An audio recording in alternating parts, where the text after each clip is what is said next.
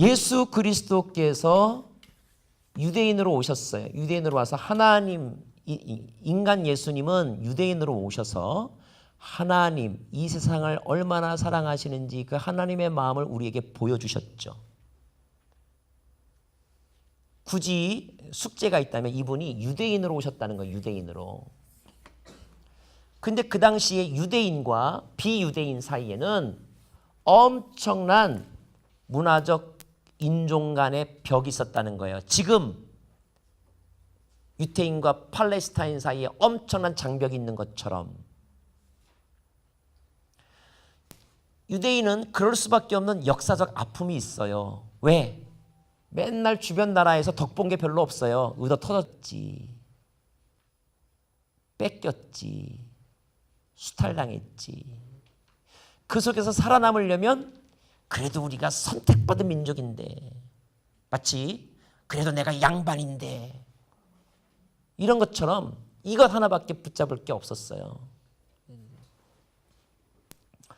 그리고 자기들을 괴롭혔던 사람들을 당연히 미워했겠죠. 여러분이라면 안 미워했겠어요? 당연히 미워했겠죠.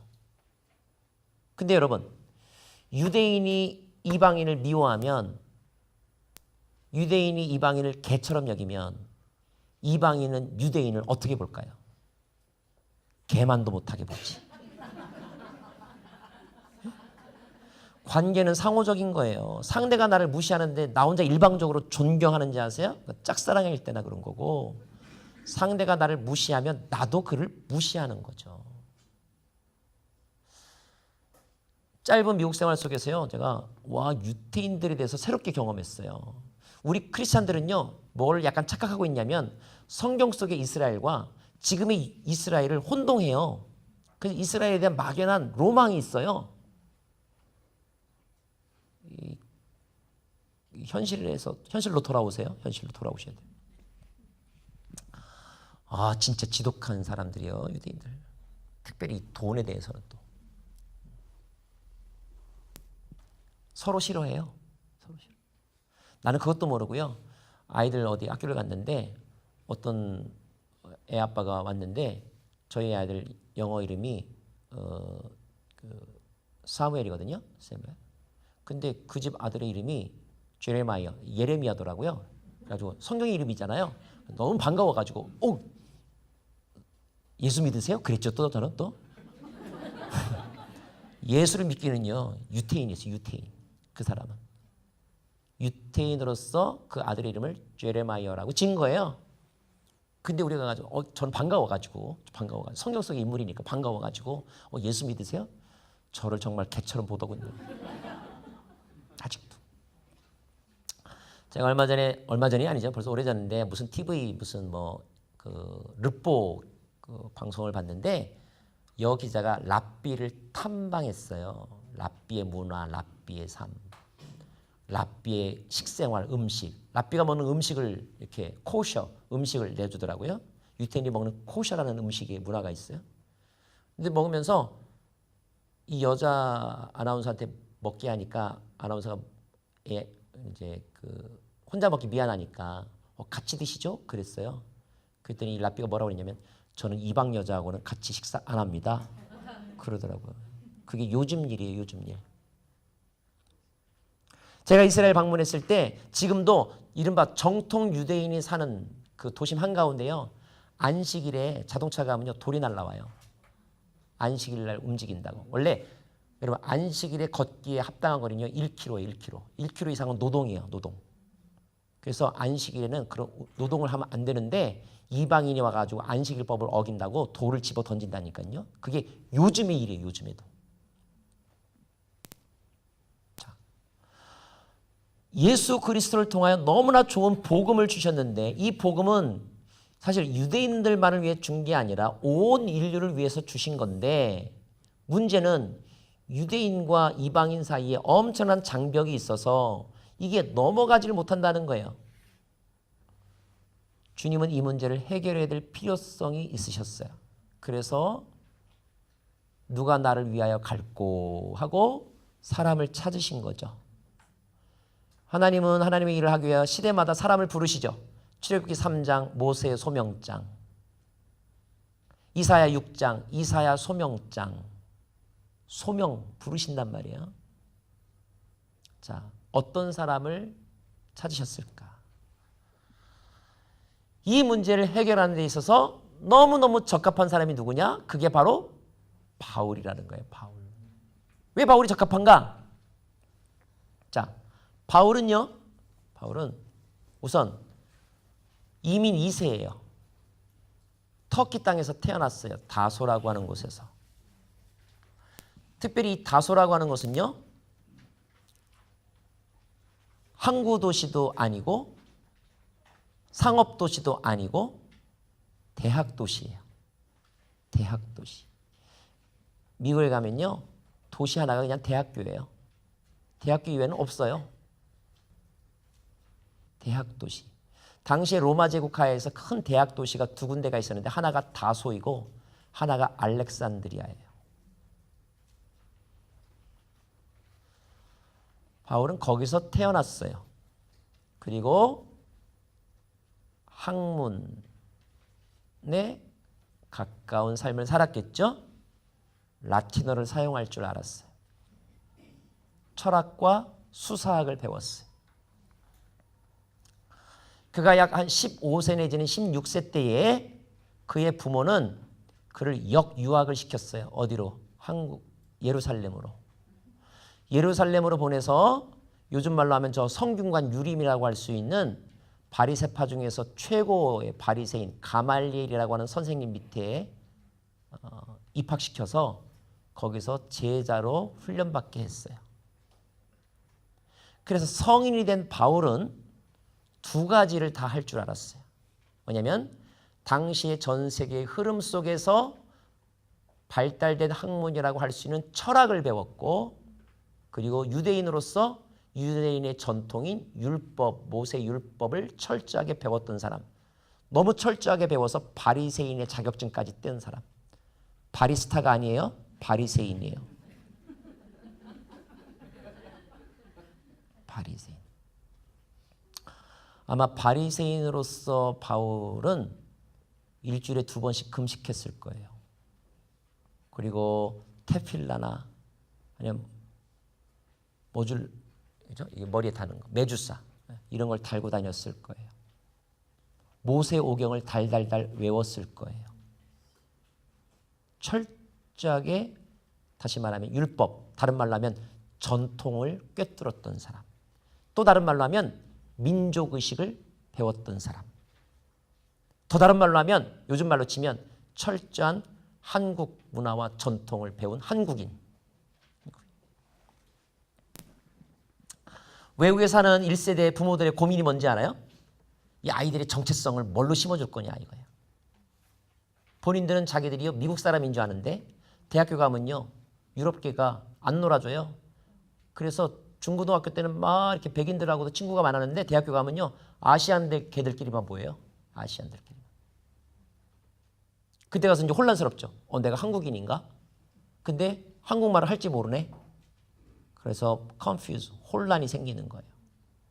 그런 점에서 보면 바울의 부모님은 그 두 가지 문화, 다문화를, 바이올링거, 두 개의 언어를 사용할 수 있도록. 그래서 히브리어도 사용할 줄 알고 당시에 라틴어도 사용할 줄 아는.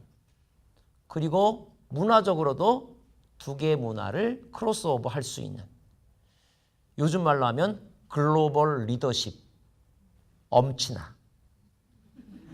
엄친아. 바울이었다 이거예요.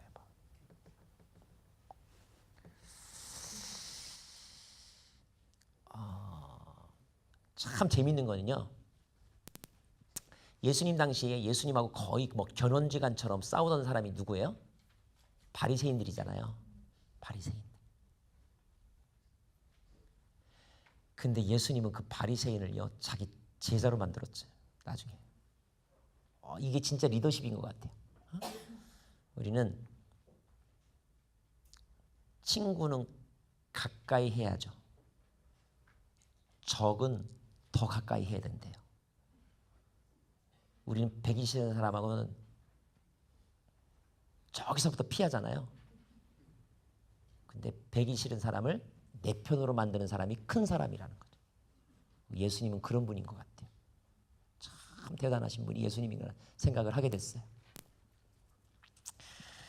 자, 조금 더 보충하고 마칠 거인데 당시 유대교는 크게 두 가지예요. 성전 중심주의와 율법주의. 그리고 유대교 안에는 우리나라 기독교의 장로교, 성결교, 순복음교단, 오순절교단 이렇게 교단이 있는 것처럼 당시 교파가 있었어요. 바리새파, 사두개파, 에세네파. 사두개파는 제사장 그룹이에요. 요즘 말로 하면 목사님 그룹이에요. 사두개파. 자, 사두개파는요. 저기서 뭐라고 그랬어요? 성전 중심주의가 있다고 그랬죠. 자, 퀴즈 냅니다. 이 시대에 지금 성전이 있어요, 없어요? 있어요, 없어요? 자, AD 1세기에 지금 성전이 있어요, 없어요? 성전이 있어요. 누가 지었게요? 헤롯이 지었잖아요. 헤롯이요 건축광이었대요. 그래서요 뭐 무슨 둥둥섬, 무슨 백길 막 이렇게 건축을 했어요. 그리고 성전도 건축을 했어요.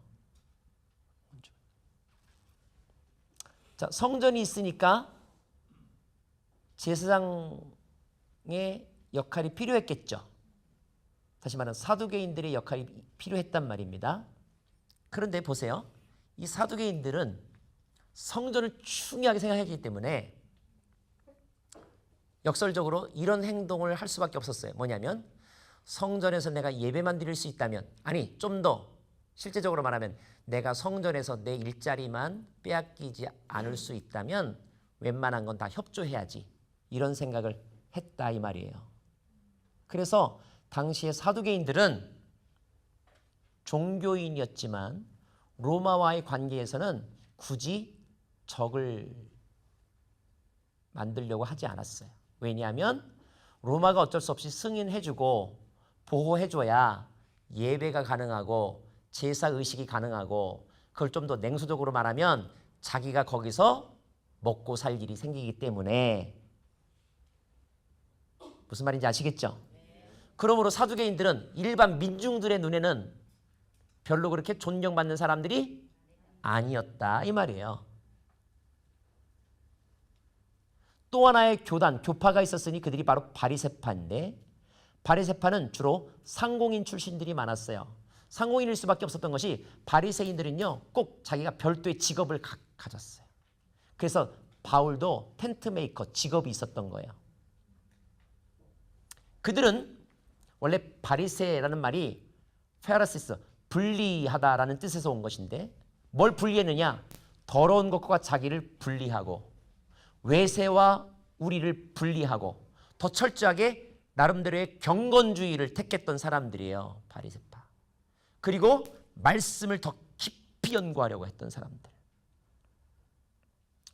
어쩌면 요즘 말로 하면 뭐 제야 출신 운동가 같은 그런 캐릭터가 약간 있죠.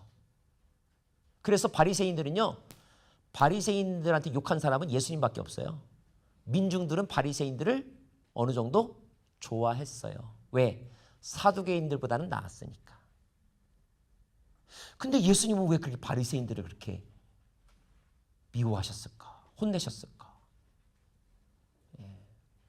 예수님이 미워했던 것은 바리새인들이 가졌던 형식주의였지 그들이 가졌던 기본적인 정신 자체를 무시했던 것은 아니셨어요. 예수님이 율법을 율법의 완성이라고 해서 율법을 완전히 배척했느냐? 여러분 그것도 오해예요. 율법의 정신을 강조함으로 오히려 율법을 살리려고 하셨던 분이 예수님이지 율법 무용론을 내세우셨던 분이 아니에요.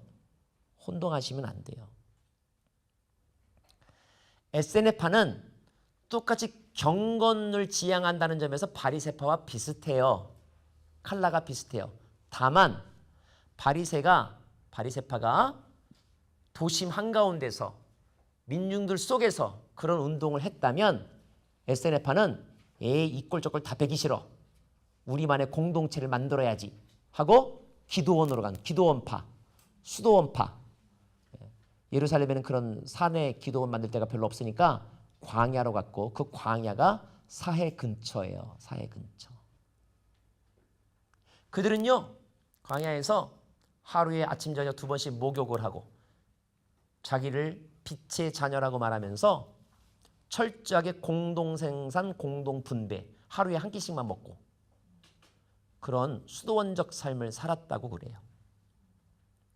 어떤 학자는 세례 요한이 적어도 그 소속이거나 아니면 거기에 영향을 많이 받았을 것이다 라고 생각을 하기도 합니다.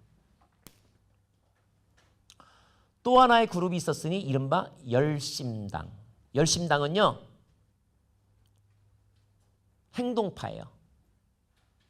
그냥 기도만 하면 안 된다라고 생각했던 사람들이야. 하나님의 성전을 더럽혀? 그런 놈들은 죽여버려야지. 속에다가 칼을 들고 다녔어. 과격파라고 볼 수 있겠죠. 과격파. 그런데요 예나 지금이나 또 개인이나 그룹이나 다 이렇게 성향의 차이가 있어요. 어떤 개인은요 교회가 막 분쟁이 나면 이끌저끌 다 베기 싫어. 기도원 가는 사람이 있고요. 어떤 사람은 꼭 핏대 덮여서 같이 싸우는 사람이 있고요. 어떤 사람은 막 멱살 잡고 끌어내리는 사람이 있고요. 이렇게 다 이렇게 색깔이 다 달라요. 반응이 다르죠. 교단별로 반응이 다 달라요. 장로교 영성, 기장 측이냐 또 통합 측이냐 합동이냐 다 이게 컬러가 다르고 기도파, 그래서 오순절파 막 이런 파가 있고 다 컬러가 달라요. 여러분은 무슨 파예요? 다 달라요. 자, 이런 모습들이 이제 또 한 그룹이 있는데 마지막, 진짜 마지막이에요. 디아스포라 유대인들. 디아스포라 유대인들은 언제부터 디아스포라가 되느냐? 이때부터요. 언제부터? 바벨론에 의해서 예루살렘 성이 멸망했을 때부터. 포로로 끌려갔죠? 다니엘 1차 포로. 바벨론으로 끌려간 사람도 있었지만 여기저기 피난 간 사람, 끌려간 사람이 많았어요. 피난 가서 나라가 도대체 회복이 안 되니까 금세 돌아올 줄 알았는데 못 돌아가고 그냥 여기 눌러 살았어요. 나중에 페르시아에 의해서 나라가 광복절을 맞이했지만 돌아온 사람도 있었지만 안 돌아온 사람도 많았어요. 여러분 지금도 사할린 가면 우리 동포들 많아요. 일제 때 간 사람들. 그죠? 고려 러시아에 가면 까레이스키들 많아요. 일제 때 가신 분들. 그분들이 왜 안 돌아왔을까? 왜 못 돌아왔을까? 안 돌아오기도 하고 못 돌아오기도 하죠. 거기 눌러 살았단 말이야. 또 거기서 그냥 거기 누구하고 결혼해서 살고 이렇게. 그런 사람들이요. 이스라엘 사람 참 대단해요. 이스라엘 본토 사람보다 더 많았대요. 해외 디아스포라가. 지난 올해 우리가 디아스포라 한인 선교대회 했는데 현재 우리나라 해외 동포가 650만에서 700만이래요. 재밌는 것은 우리 사람들이 나가서 사는 나라가 175개국이래요. 중국 사람들보다 더 많은 국가에 분포돼서 산대요. 진짜 그래요. 로키 산맥 꼭대기 올라가 보세요. 한국 사람이 컵라면 장사해요. 없는 데가 없어요. 없는 데가. 한국 사람이.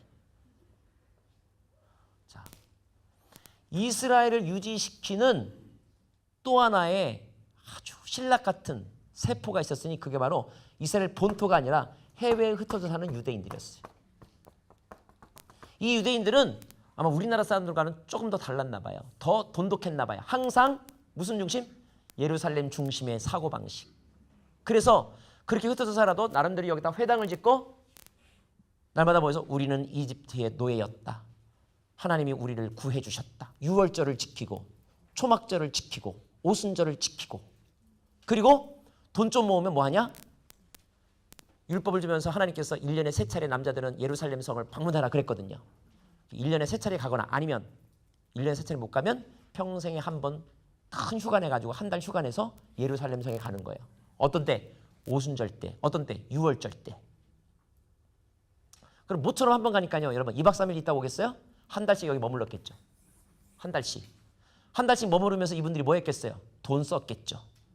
그래서 예루살렘 경제가 명절이 되면 해외에서 방문한 고국 방문단이 쓴 돈으로 유지가 될 정도였다 이거예요. 항상 예루살렘을 생각하는 삶. 제가 예루살렘 가봤더니 예루살렘 시온산이 있고 그 건너편에 여기 기드론 골짜기 있고 여기가 그 뭐죠? 감람산이 있는데 여기에 공동묘지가 있어요. 공동묘지. 이 공동묘지가 제일 비싸대요. 제일 비싸대요. 왜 비싸냐?